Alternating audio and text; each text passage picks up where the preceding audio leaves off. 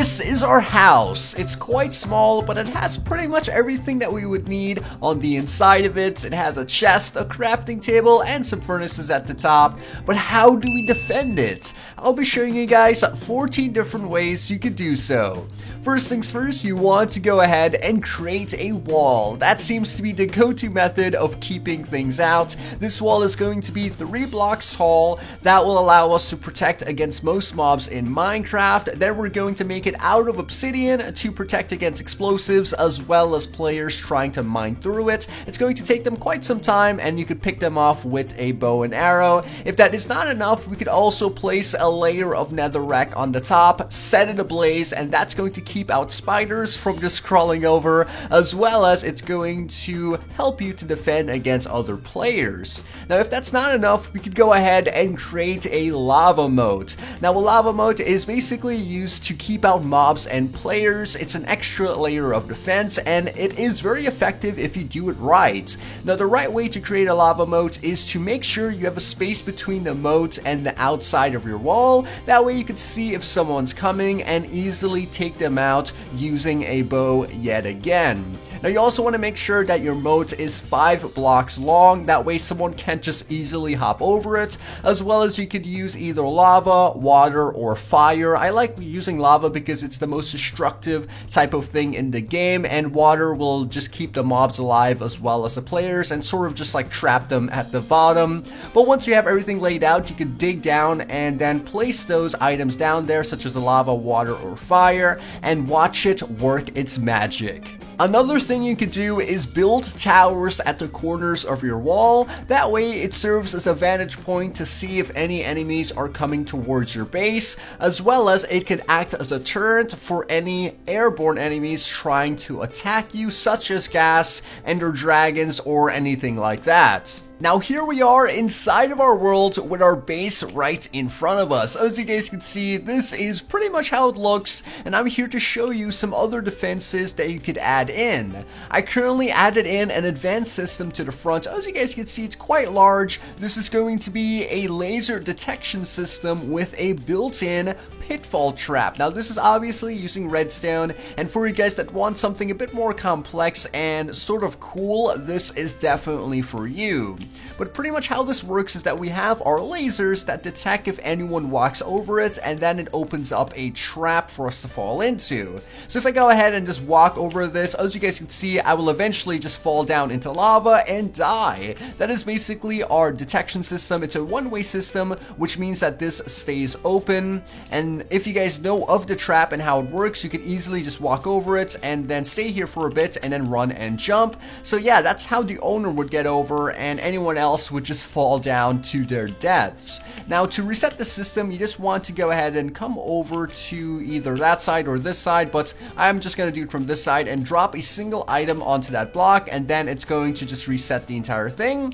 As well as if you want to go ahead and turn it off, you could also drop down another item into that hidden input, and I mean, just take a look at that. That is so cool, and the hidden input itself is made very easily by just using a hopper with a minecart hopper on top of it, and then obviously a rail so the minecart hopper can stay there, and then it just detects when an item gets sucked into the ground. It uses a comparator signal to make it all happen and activate our T flip-flop. So yeah, that's pretty much how you do that. It's really cool, and it's also a very easy hidden input to create. So yeah, that's one extra layer of defense sort of built up together. Obviously, these are two different things. Our laser detection system could be attached to anything. It doesn't need to be a pitfall trap. It could be some arrows shooting at you and stuff like that, but I just decided to connect it up together, and it works quite well. Yet again, I will link a tutorial to that in the description box down below, but let's go ahead and take a look at some other defenses. This is going to be a simple piston doorway that basically is flushed with the wall. If I go ahead and hit this button, as you guys can see, it's going to pull the box back and then extend it up and down. That way we could walk around and go into our base. Obviously, all of the redstone here is exposed because I was just trying to build it quickly and make it a bit easier on me, but if you guys do download the map, you can see how all of this works. Basically, we just have different timing on our pistons. We have pistons that are going to push the back pistons forward and then extend these, and also some at the top and the bottom set to 4-tick delay, and the ones at the sides are set to 3 tick delay, as well as the ones at the bottom is set to 1. So it's basically just 3 different sets of pistons working at different timings, and it's actually pretty simple to create. It just uses, very easy redstone. 2 other really good ways of defending your house is to build mobs that will fight for you.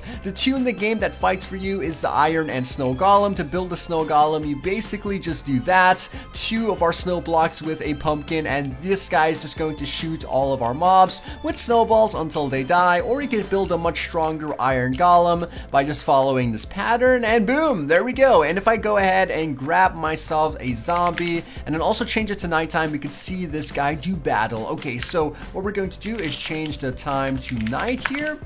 And then we're going to spawn down a zombie, and as you guys can see, he will basically start attacking our iron golem, and then our iron golem will knock him up into the air. And if they're working together, they kill the mobs pretty quickly. And where are you guys going? Okay, so there is the snow golem there. He just shoots regular snowballs at them, which basically pushes them back. He's really good at attacking different archers like the skeletons and the wither skeletons, stuff like that. But either way, that is basically what they do, and they're quite effective. Okay, so we are here on the safest redstone house in Minecraft to take a look at a security system that uses colored beacons to basically activate a slime block bridge. Now, obviously, a slime block bridge is another layer of defense that you could use to get over a moat, but I also like this input since it uses color beacons, which I think there's about 16 different types, and then multiply that by 4, you have like 25,000 different combinations, something around that number. But yeah, this is basically how it works. We have our color beacons right in front of us, and we simply have to change them all to green or to a specific color that you like.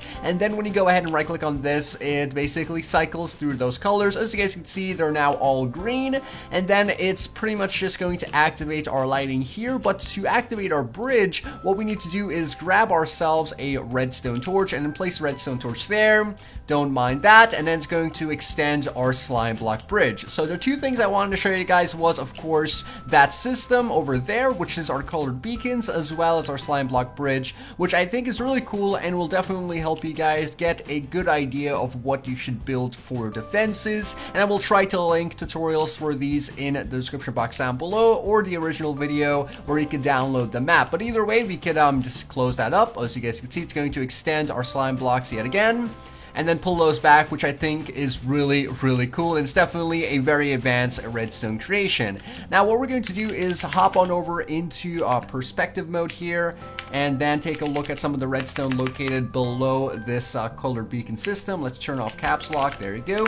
Change into spectator mode, and as you guys can see, yet again, another super advanced redstone creation that uses pretty much every single colored stained glass in Minecraft, and then it's going to utilize that to create a very complex system of passcodes, as you guys can see. So yeah, there's definitely a lot going on over here, but that is pretty much 2 other defenses. Now let's go ahead and take a look at some others. So on the same map, we have a trap connected to our laser detection system, and I'm just going to show you guys this. That way you get a good idea of what you could actually do with something this cool. But either way, we have all of our lasers saying, no, don't go there, it's currently red, but I'm going to go ahead and just walk over anyways. And when I do that, it's going to basically block the forward space and the back space, and then start shooting arrows towards us. And of course, if we're on game mode survival, it's just going to kill me because I have absolutely nowhere to run. Even if I go up close to it, it's not going to stop us from dying, and then eventually we would be killed. And yeah, that's pretty much it. So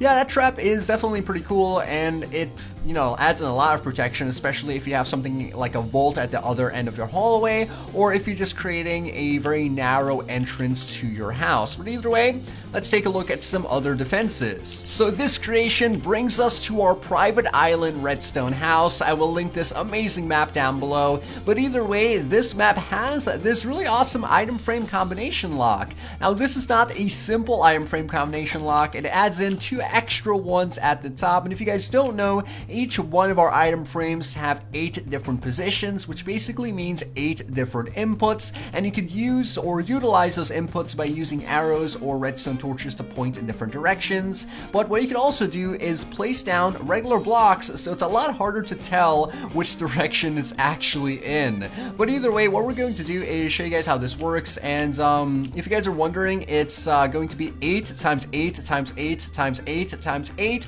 times 8 different amount of combination possibilities. If you guys do the math, definitely leave it in the comment section down below. I think it's either hundreds of thousands or possibly millions of combinations just in this one system. But either way, when we go ahead and point all of the redstone torches towards the lights, I know it's a very easy combination, but it's just made like that for the video. It should activate the lights and open up our 3x3 door. For some reason that door isn't working, but if you go ahead and just switch the position again, it should reclose it, and then we could try that again. So there you go, pointed back all towards the middle, and boom, there's our 3x3 door working and our item frame combination, which is just amazing. So this final defense system is going to just be mainly for decoration, but if you're in adventure mode, it works quite well. Say for instance, you just have some wooden doors and you want to just add in some defense to it. What you can do is come on into the interior of our house, hit that button. It's going to add in iron bars that will definitely protect your house from any burglars. As you guys can see, we have bars on the front door as well as the other doors surrounding the entire property. There's some over here as well as some over here as well. And if you guys are wondering how this looks from the other side, we could go ahead and switch into perspective mode and then fly out, and yeah, that's pretty much how it looks. And we also have bars that are like on the outside for decorative purposes. That way it connects to the bars that pop out of the ground, and I think it just works really well. So there it is at the back of the house, as well as we do have some of them at the front of the house, as you guys know. So anyways guys, that is pretty much going to wrap up today's video. If you did enjoy it, please take 1 second to crush that like button. Also leave a comment down below and tell me which is your favorite way to defend your house. I would really love to know, as well as if you want to watch some more videos, you could click on the videos on your screen or in the description box down below. This was Twist, and I'll see you guys next time.